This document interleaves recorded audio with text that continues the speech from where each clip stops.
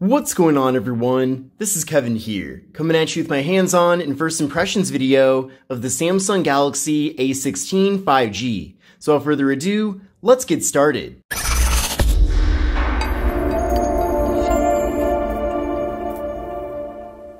So this is the Samsung Galaxy A16 5G. Now, as the name of the phone does imply, it is the successor to last year's A15 5G, and this phone was very recently launched in October of this year. Now, I'm definitely expecting the A16 5G to be a top seller for Samsung, considering that this specific series of phones has always been a great seller. But before we get too far into things here with the A16 5G, let's see what all comes included in the box. So here's the box, you can see right there, A16 5G. Now this phone is offered in a variety of different colors, so definitely take a look and see all your various options.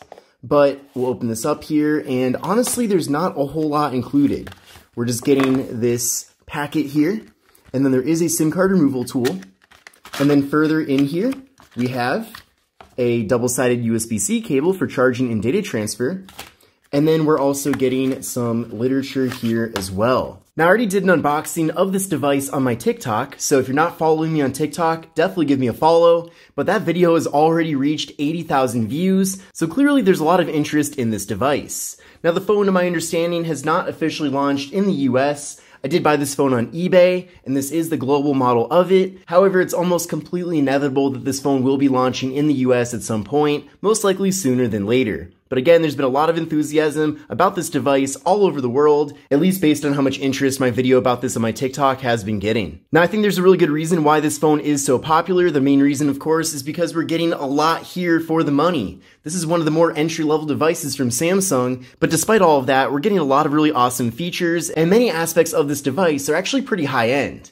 For example, we're getting a very large 6.7-inch display, but to make things even better, it's a Super AMOLED display. So it's very bright and vibrant, and viewing angles are excellent as well, and colors are just fantastic. This honestly looks like a display you'd expect to find on a flagship smartphone, and not one that is a fraction of the price of a flagship. Now, to make things even better, we are getting a 90 Hz refresh rate here, so it is a bit unfortunate that it doesn't run at 120 Hz. However, the way that Samsung did implement 90 Hz, this phone feels a lot smoother than I'd expect for a device that is 90 Hz. Now the display is 1080p, we're getting a PPI of 385, we're getting a 19.5:9 aspect ratio, so a more narrow but taller form factor here, and we're getting an 86% screen to body ratio. So that actually is pretty good, but we are getting a thick bezel on the bottom here, and then up top we are getting a water drop notch, and I'm not really a big fan of either of those two implementations here, but again, overall it is a really nice looking phone, at least for what it is, considering that it is meant to be more entry level. Now the front facing camera on this device is 13 megapixels, and stay tuned for my review of the phone to see a variety of different photo and video samples from all the various cameras here,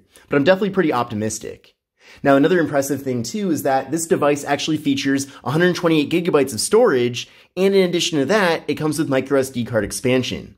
Now, 128 gigs of storage for a entry-level budget phone like this one is really impressive. In fact, even right now, the Google Pixel 9 Pro, that phone is a Pro phone technically, but the base storage configuration is the same as this device, so that's very surprising.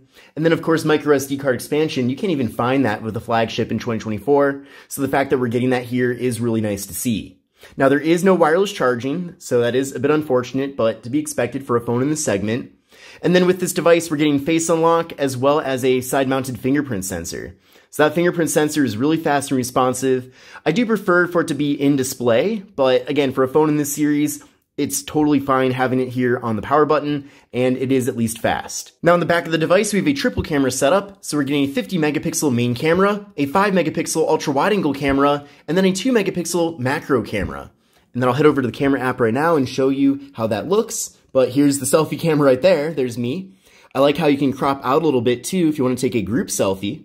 And then flip around to the rear camera here, you can see here's 1x. We also have 0.5x for the ultra wide camera, which fits a lot more content into a single frame here. And then you can go to the More tab to access that macro camera. And then with macro, let me see if I can get over to it, but with that macro camera, you can get very close up. So that's pretty nice. And then we do, of course, have video mode. Now, unfortunately, video on this device is limited at 1080p for both the rear and front cameras. So it is what it is. So that's a bit unfortunate. but that's pretty much the whole situation here. So overall, I'm actually happy that we're getting so many different cameras on the device, and especially that ultra-wide camera, as I do tend to use that quite a bit on any phone that does have it. And then the phone also has portrait mode for the front and rear cameras as well.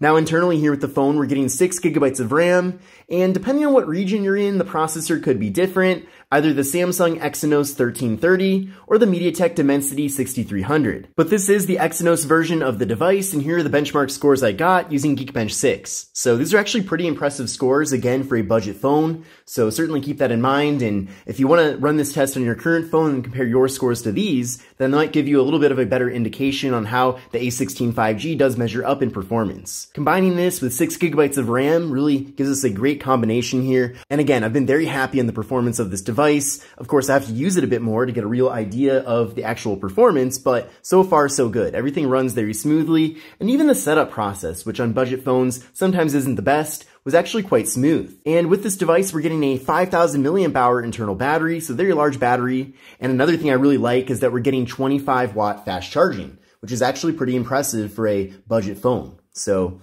25 watt, there's still some flagship phones that have 25 watts. So the fact that we're getting that here with this cheap phone here really makes it a lot better and even more impressive.